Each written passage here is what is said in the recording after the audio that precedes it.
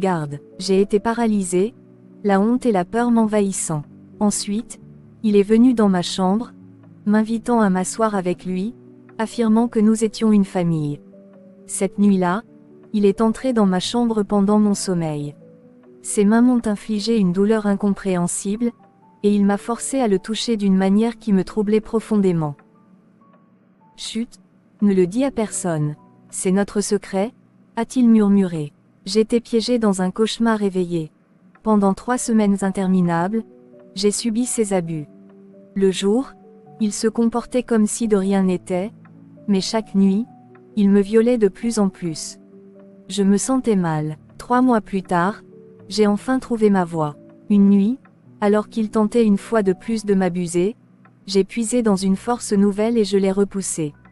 Il m'a frappé, mais cette fois, une colère féroce brûlait en moi. Il ne pouvait plus m'écraser. Le lendemain, j'ai trouvé le courage d'en parler à mon professeur. Dès qu'elle a croisé mon regard, elle a vu la douleur que je portais en silence. Sans hésiter, elle m'a offert un refuge avec l'aide d'une assistante sociale.